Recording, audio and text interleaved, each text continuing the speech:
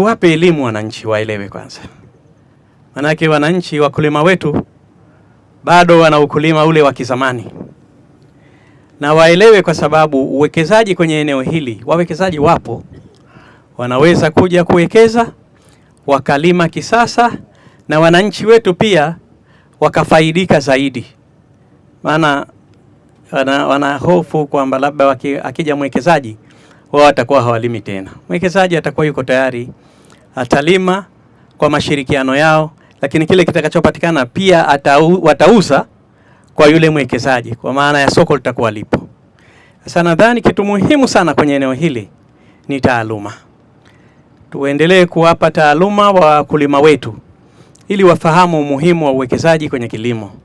Hapa wenzetu tu Tanzania bara, Mheshimiwa Waziri, nyewe mashahidi, wenzetu wanalima vizuri sana.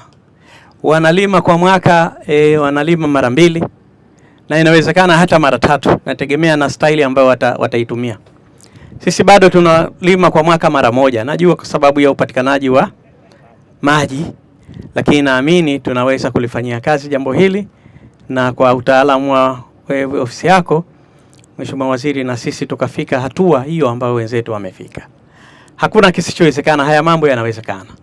Na tuwatoe wakulima wetu kwenye taaluma ya kizamani, tuwapeleke kisasa.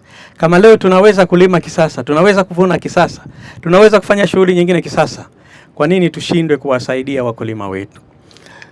Nguvu kubwa ambayo tunaweza kuifanya, ya kwanza ni elimu, lakini la pili ni uwekezaji. Naelekeza sana issue ya mapato yote sasa ifanywe kwenye mfumo. Tusipokee pesa hivi cash. Tumetoka huko. Nadhani hii itawezesha sana kuweza kukusanya vizuri, lakini ile transparency itakuwepo na hakutakuwa na shida wala hakutakuwa na masuala mengi juu ya jambo hilo. Lakini la pili, huduma ambazo wanaendelea kuzipata wageni wetu. Wanaokuja hapa wanatarajia kitu wapate hapa. Naamini wanapata, ndio maana wanakuja.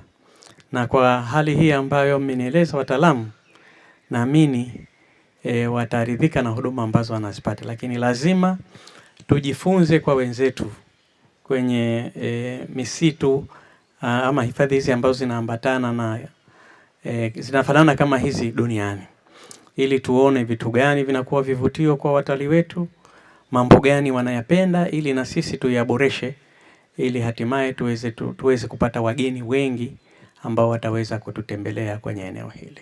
Mtu ambaye alikuwa akimiliki eka 1 katika eneo hili alikuwa akiweza kupata vipolo 10, vipolo 8, 7 kulingana na hali ilivyokuwa. Lakini baada ya kuja kwa mradi huu, mtu ambaye anamiliki robo eka anaweza kufikia hadi vipolo 22 katika mwaka huu, Mheshimiwa Makamu.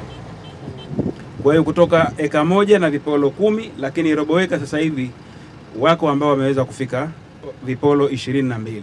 Kwa hiyo ni hatua kubwa na maendeleo makubwa. Kwa kipindi tunachoendelea, shughuli zote za kilimo cha mpunga sasa hivi zinaweza zikafanyika kwa mashine, lakini takribani wale vijana ambao walikuwa hawataki kuingia kwenye sekta ya kilimo kwa kuogopa labda nguvu kazi kubwa na nini, basi shughuli zote hizo sasa hivi zinaweza zikafanyika kwa mashine, kwa kutumia muda kidogo, lakini pia kwa kutumia kiasi kidogo sana cha fedha. Changamoto ya kwanza, mabadiliko ya hali ya hewa. Mabadiliko ya hali ya hewa asilimia kubwa yanapelekea kuweza kudrop kidogo kutokana na misimu ya masoko pamoja na mazao. Pia kuna changamoto ya barabara. Kutoka barabara kuu mpaka kuingia ndani, kwa barabara yetu kidogo ina changamoto. Na ihamasishe serikali, iwahamasishe wananchi ili kuweza kujiajiri katika sekta hii ya kilimo. Kilimo kinalipa.